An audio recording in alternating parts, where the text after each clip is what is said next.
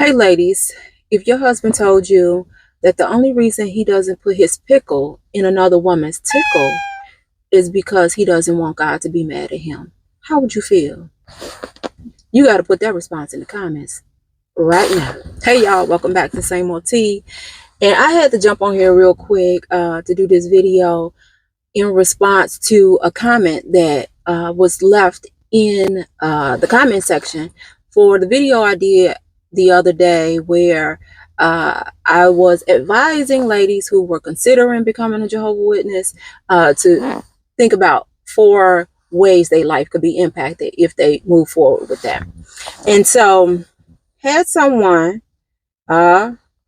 he says he's a JW man, comment on the content. So here's what he said. Okay, here's what he said. Well, for one thing, if the husband truly loves Jehovah, the wife will be fine. I am Jehovah's Witness in my 40s, been married for 22 years to my sweet wife, who is a nurse. I was disfellowshipped in my teens, got married and divorced in my early 20s. Being a Jehovah's Witness is the best thing that can happen to anyone because you have a relationship with the Almighty Jehovah God found in Psalms 83:18. So many of you all may not know this. I like when I get these kind of comments because one, what are you doing over here looking at this type of content? Number one, and do the friends in the congregation know that you over here looking at this content, engaging with this content, commenting on this content? But I don't block these people. I love to engage with them because I have learned as a newer YouTuber, engagement is engagement, and that's all the algorithm thinks about. So it helps push out my content. So here's my response. I said, thanks for watching.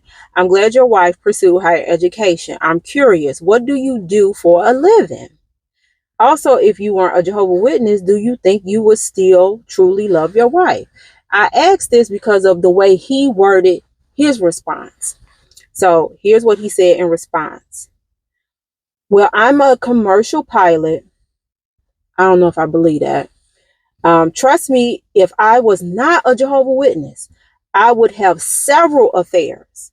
I love women, but having that relationship with Jehovah really helps. This got me in trouble when I was married the first time.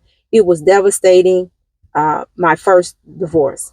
It really helps having a godly fear of displeasing Jehovah. That's what he said. So that took me back, because I'm like, so the only reason you're not out here having several affairs is because you upset with displeasing God. So it don't have nothing to do with, just your integrity of not wanting to put your pickle everywhere. Respect and care and love for your wife to not put your pickle everywhere. He say it's because he don't want Jehovah to be mad at him. That's crazy to me. So I said, oh wow. Well, I guess if Jehovah helps keep, I'm sorry, let me start over. I said, oh wow. Well, one more time. I said, oh wow. Well, I guess if Jehovah helps you keep your pants up, it's a good thing. I mean, that's just real talk. I'm like, that's crazy to me. If my husband had revealed to me, definitely prior to us getting married, that the only way he's gonna keep his pickle out of other people's tickle is because he's scared, he don't want to make God mad, I would have been like, yeah, we not a good match. I need somebody who values themselves. This is just my opinion. Do you? But I want somebody who don't want to share their body with everybody. And especially if you call yourself practicing monogamy. You know what I'm saying? So, sorry guys, I end up getting a phone call. So I want somebody who, respects their body enough, and having love for themselves as well as me as their wife, their partner, to not put themselves out there like that. But this guy said no. He loved the women, and he would be having several affairs, you know. So he responded, "It sure helps, but years ago I cheated, had an affair. I told my wife about it, and she was devastated." And I guess he, that's his motivation, that Jehovah will be upset, so that's why he don't have affairs, even though clearly he has the desire to. Or somebody else responding to him. So I didn't copy the rest, but the gist of it was that he does not have affairs on his second wife, because I should say the point of this particular video that I wanted to respond to is that he doesn't have affairs on his current wife because he doesn't want to upset Jehovah. And his wife, he said, is sweet and things of that nature. That is wild to me.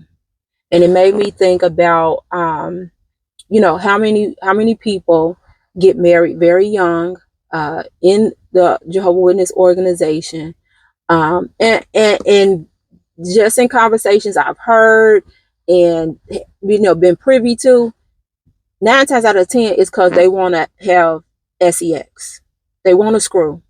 And so in order to not get reproved, not to get disfellowship, they get married. But a lot of times that's their motivation for getting married, right? But they don't even maybe like each other, probably not even really compatible, that if you took the Jehovah's Witness organization piece off of it, they probably wouldn't even fool with each other, right? And so I just was like, again, just another example of how some, JW's way of thinking, it just is strange to me. And I would even say, even when I was in, it was, some things that just were strange to me. So thinking about this, I end up thinking about an experience. So when I was in the organization, there was no men that I was interested in. None. Not just from a physical standpoint, but just, the whole package. Wasn't interested.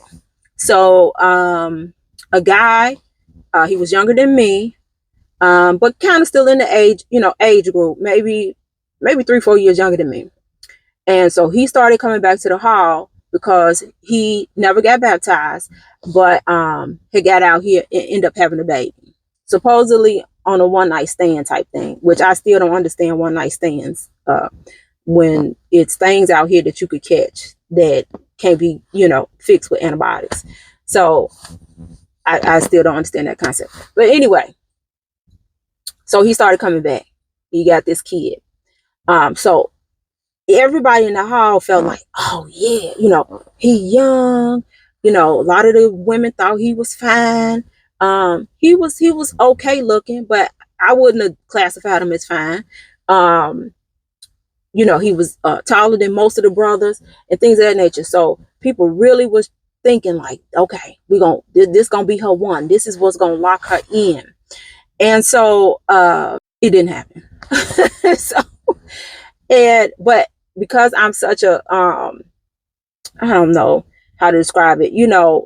Men tend to gravitate toward me because I like things that most men enjoy, sports and things like that. I'm easy to talk to and things of that nature. And so we did become friends, right? But not dating. He would try and things of that nature. And plus, when I turned 30, I was like, I'm not having dinner, a cocktail with nobody if I don't think they're amazing. I just didn't want to spend time with people. I didn't want to give people false hope and things of that nature. So that was the main thing for me. He wasn't amazing to me. He wasn't worth giving up my singleness. He just wasn't my complete package, but not a bad person, not necessarily bad looking or things like that, hardworking. He had some good attributes, but they just wasn't for me. So fast forward, he had gotten in trouble a couple of times because when he came back, he kind of got himself going in the congregation. Got reproved one time. I think got disfellowship one time. And then he, like really kind of got himself together or whatever. So when he came back, he was like, basically putting all his cards on the table, like, can we, give it a go? And I'm like, no, that's not what I want. Things of that nature. So he ended up pursuing somebody else. Because people, trying to pair them together to try to keep him from getting in trouble, right? And so he got with somebody. They were dating, in the organization, dating for long, a pretty long period of time is not encouraged. So he ended up proposing. She accepted. And to be honest, I was thrilled for him because I'm like, I'll just assume if you've been through some things, you experienced things and, stuff like that, you are saying, hey, will you marry me, for the right reasons, right? Not just so you don't get in trouble. But to fast forward the story, the day that he was supposed to get married. Now, imagine we were still cool and I would encourage him and he would say things. And I'm like, dude, if she ain't the one, then take the L now before you say I do, right? Because then it's going to be harder. Especially if you plan to stay in this organization, it's going to be harder. So the day that he was supposed to get married, the Watchtower was about marriage. So I had texted him and I said, how, something along the lines like how timely that the Watchtower, is about X, Y, and Z. This is, this is a good sign kind of thing, right? And next thing you know, my phone rang. And so I pick it up. It's him. I'm like, what's up? You good? You ready? You excited? I'm gonna come, to the wedding or whatever. So he like takes a breath and he said, actually, I'm sitting here, was waiting for you to call and profess your love for me. I started laughing and he was silent. And then I was like, oh, you dead serious? He said, yeah. And I said, I can't give you that. I can't tell you that because that's not how I feel. You're my friend. I want the best for you, but I can't tell you that. And I said, in real talk, if that's how you feel, you shouldn't be getting married. So it's better you let her know, your family, her family, people in the congregation know, than to move forward. Because if that's how you feel, if you sitting up here still pining for me the day you supposed to get married, that's a lot. And he said some other stuff I can't remember, and this and that. And he ended up, marrying her. But I would say for a good year and a half, because we all still went to the congregation. The wife would, baby, I'm surprised I ain't got 2 holes in the middle of my forehead, because she would just dart them eyes, and I'm like, girl, I don't want him. I don't know what he's telling you. I don't know what these other women in this hall are telling you, but I don't want him. Because if you knew the truth, I could have been had him. Could have had him the day he married you. Okay? So for a whole year and a half, like after they got married, every meeting, he would find a way to come by me if I'm looking at the board or whatever, and he would whisper, it's all your fault. It's all your fault. For like a year and a half. And I was just like, this is crazy. I said I would not have got married just so that I don't get in trouble in this organization for fornicating or whatever. If you're gonna be miserable or you're not happy with who you chose just because the friends was like, she, pushed her to the front of the line. It's just crazy. So I know that's a little bit of a tangent, but it just made me kind of think with the comment, that experience with that with the brother at the congregation I was going to, like, is that the only reason that men are in the Jehovah's Witness organization are staying faithful? Because they don't want to get disfellowship or publicly reproved, or they don't want to upset Jehovah, it's like, what about the woman? And so it's like it ties right back to the meat of what that video was about. Like, you just like a second class citizen. You a second class citizen as a woman in the Jehovah Witness organization, that you don't, you almost are not enough of a reason for somebody who claim they practice monogamy to, not cheat on you. It has to be, uh, the greater fear of disappointing Jehovah. When I do these videos, y'all, I just be like, Lord have mercy. It's too much. So that's all I got to, you know, that's all I got to say. Yeah, I want to know what y'all think. Whether it's a comment, in reference to what that I'm gonna say allegedly, because the commercial pilot piece and this and that, and I'm like, what? Not saying that it ain't. It could very well be. I mean, look at me. I came in at 30. I was a teacher, became a nurse, before I left the organization. So yeah, it could happen. But it sounded like he grew up in it. And I'm thinking, like, you grew up, you claimed that you had 2 witness marriages, it seems, and during that time you was a commercial pilot. You was able to go and become a commercial pilot. Like, oh, okay. And then it made me think, like, a lot of commercial pilots usually have like an Air Force background. I don't know. I think people just be saying anything. But what do y'all think? How do especially like XJW men who rock with my content, come over here and vibe out with your girl. What's y'all thoughts? Is fear of Jehovah, if you are married, was married, thought about getting married, was like that your number one thing as far as remaining faithful to that person? Or was it because of just love of self, not wanting to put your pickle out here to everybody, and love and respect for that other person? So that's how that go, y'all. Make sure that you like, please comment. I can't wait to read these comments. Please comment, and subscribe. If you believe you have subscribed before, please go back and check, because sometimes YouTube will unsubscribe you because they think you're a bot or something.